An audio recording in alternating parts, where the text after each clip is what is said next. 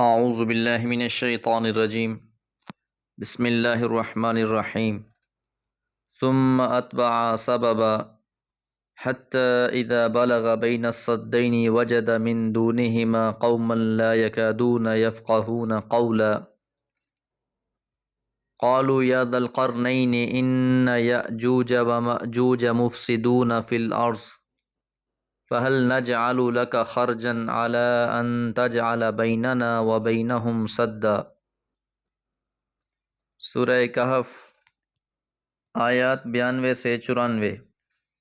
ثم پھر اتبع سببا اس نے ایک نئی مہم تیار کی، مشرق اور مغرب کو سر کرنے کے بعد اب ایک نئی جانب کو رخ کیا حضرت ذوالقرنین علیہ السلام نے، حتی یہاں تک کہ اذا بلغ جب وہ پہنچے بین الصدین دو پہاڑوں کے درمیان۔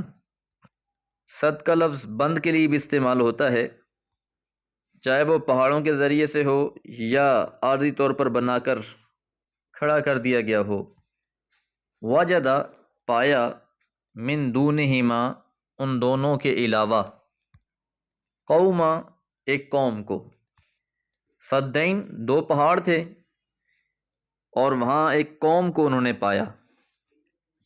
یہ قوم کیا قوم تھی، کیسی قوم تھی، اس کے بارے میں فرمایا لا یکادون یفقہون قولا، یہ ایسی قوم تھی کہ کسی کی بھی بات نہیں سمجھتے تھے، ان سے بات نہیں کی جا سکتی تھی، ان کو بات سمجھائی نہیں جا سکتی تھی۔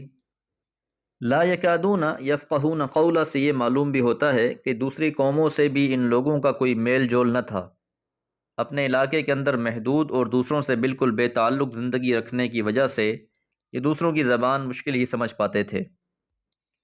اب یہ علاقہ کون سا تھا اس کے بارے میں حتمی طور پر کچھ نہیں کہا جا سکتا۔ مغرب کے سفر کا بھی تذکرہ ہو چکا، مشرق کے سفر کا بھی تذکرہ ہو چکا۔ بعض مفسرین کی رائے یہ ہے کہ یہ شمال کی جانب کچھ علاقے تھے جہاں حضرت ذوالقرنین گئے۔ اب جو وہاں قوم آباد تھیں اس قوم کے علاوہ، تو انہوں نے شکوہ کیا حضرت ذوالقرنین سے۔ قالو انہوں نے کہا، یا ذوالقرنین اے ذوالقرنین، ان یاجوج و ماجوج یقیناً یاجوج اور ماجوج مفسدون فی الارض فساد برپا کرتے ہیں زمین پر۔ یاجوج اور ماجوج کے بارے میں مفسرین کی رائے یہی ہے کہ یہ دو قبیلے تھے اور حضرت نوح علیہ السلام کے بیٹے یاسف کی اولاد میں سے تھے، ہیں آدم کی اولاد میں سے ہی، البتہ ان کی تعداد بہت زیادہ ہے، اس لیے صحیح حدیث مبارکہ میں آتا ہے کہ جہنم میں ہر 10 میں سے 9 بندے یاجوج اور ماجوج میں سے ہوں گے۔ اور حدیث مبارکہ میں یہ بھی آتا ہے کہ جو علامات قیامت ہیں ان میں سے یاجوج اور ماجوج کا دوبارہ نکلنا بھی ہے۔ رسول اللہ صلی اللہ علیہ وسلم نے فرمایا کہ تم اپنے دشمن سے یاجوج اور ماجوج کے نکلنے تک لڑتے رہو گے۔ جو چوڑے چہروں والے، چھوٹی آنکھوں والے اور بھورے بالوں والے ہوں گے، ان کے چہرے گویا کے دونچی ہوئی ڈھال ہیں۔ امام بخاری رحمہ اللہ نے اس حدیث کو بیان فرمایا۔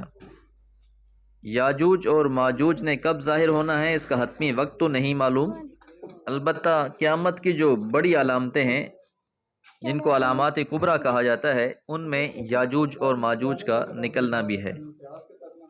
اور مختلف احادیث کو سامنے رکھنے سے یہ بات بھی معلوم ہوتی ہے کہ یاجوج اور ماجوج کا خروج نزول عیسیٰ علیہ السلام کے بعد ہونا ہے۔ تو اب بہرحال یہ قوم تھی جنہوں نے ان کو بہت ستا رکھا تھا، بہت تنگ کر رکھا تھا۔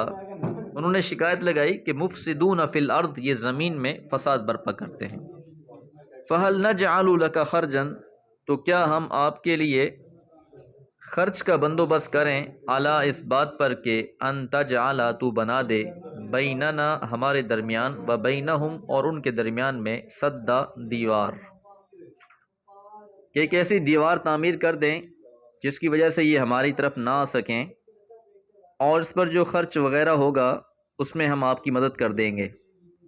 اور بعض مفسرین نے یہ کہا کہ اس قوم نے یہ کہا کہ اگر آپ یاجوج ماجوج اور ہمارے درمیان میں کوئی دیوار، آہنی دیوار بنا دیں تو ہم اس کے بدلے میں آپ کو کچھ نہ کچھ خراج دیتے رہیں گے۔